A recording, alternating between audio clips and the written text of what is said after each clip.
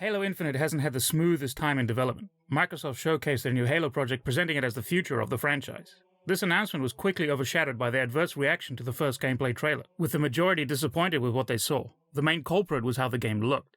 It didn't help that the developers behind the project, 343 Industries, have not been able to win over the fanbase. After a disappointing Halo 5 and a Master Chief Collection plagued with issues for years, it's easy to understand why. Unfortunately, the situation didn't get much better when it was announced that Microsoft's flagship sci-fi shooter would be missing their new console's launch.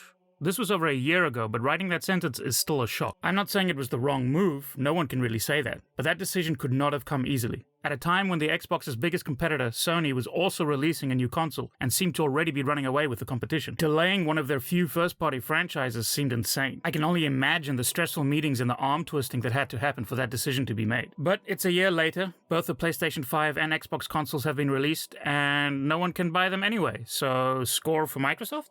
Halo Infinite did get its first positive media attention with its multiplayer beta. The sentiment was that they somehow managed to go back to what Halo fans wanted, dumping the things that didn't work, seriously screw armor lock, while improving what was there. The reaction was very positive. People seemed to love their time in the beta. And for what it's worth, the game looked better too.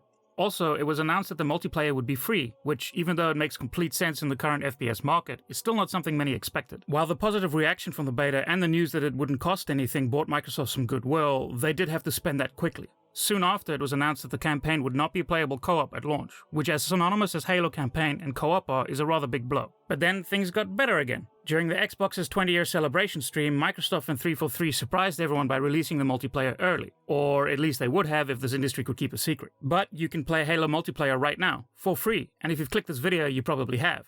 They're calling this an open beta that will carry progression over to the game's official release on December 8th. And like the original beta, the initial response is positive. Free Halo multiplayer, what's not to love? More goodwill points for Microsoft. Well, kind of. As time ticked forward, people have certainly had some issues with the Halo multiplayer, the biggest one being the progression in the multiplayer. There have been many complaints about the small amount of reward you get for completing challenges, often making progress feel impossible, along with the problem with the challenges themselves, often requiring a specific action, forcing people to spend the round trying to complete that action instead of just playing the game. Fortunately, all the progression rewards are cosmetic, as they should be. But as someone who really doesn't care about cosmetics, I can ignore this entirely. Now I know what you're thinking. Yay for you, logical leveling, you beat the system by not caring. Well, not quite. I'm enjoying the game and I want to keep playing it, and that only happens if others are playing, so if the majority has an issue, then everyone does. But I unfortunately fall into a slightly smaller yet equally annoyed camp with the Halo multiplayer, and that's the features and customization we're missing. I've always thought of Forged as being part of the multiplayer, but I guess it's technically its own game mode. Regardless, we don't have it here, and we're not getting it at launch, which is a bummer. While I lack the creativity to put Forge to good use, I was looking forward to playing what the community came up with, but sadly that won't be for some time. More to the point though, there are features in the multiplayer that are missing, being able to play as an elite, friendly player collision, and straight up game modes. However, seeing as that I'm the one making this video, I get to make it about me and my problems.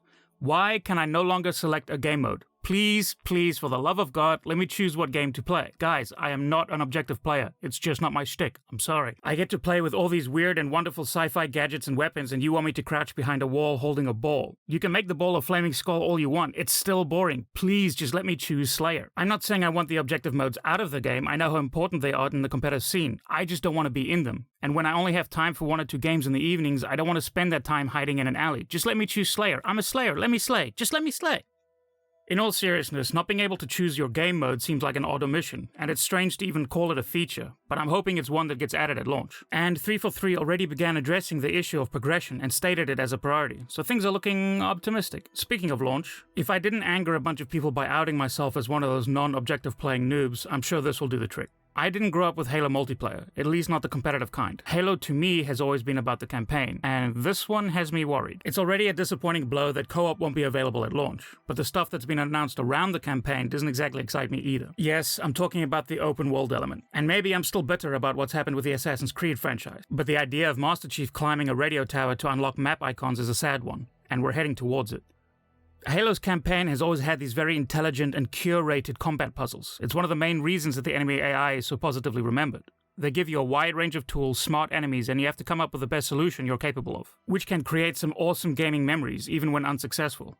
Which to be clear, can be done in an open world. If anything, it could be the next evolution of that. Even more tools, smarter enemies, and a bigger playground. But I, and I'm sure yourselves, have played too many open world games with nothing meaningful between campaign plots, except mindless fodder ticking off an extensively dull checklist. All while upgrading abilities that either feel like they should have been available from the start or feel meaningless. I just don't think 343 can curate these combat puzzles in such a large environment, instead relying on system-heavy AI and gameplay to fill the map. And while I'm enjoying the Halo multiplayer, I'm not ready to pencil 343 into my good books just yet.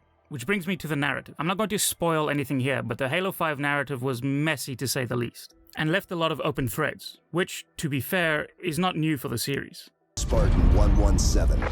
Anyone hear me? Over. Isolate that signal. Master Chief, you mind telling me what you're doing on that ship? Sir, finishing this fight.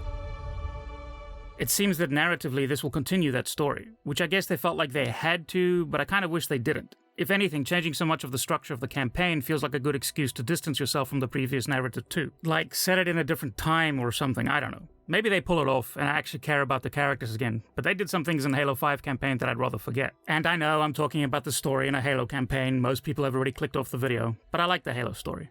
Anyway.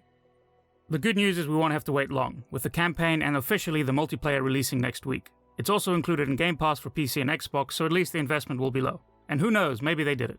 Maybe 343 can finally win over that fan base they inherited from Bungie. Maybe, just maybe, Master Chief will be back, and we can finally ask, where have you been? Have you seen the state of this world?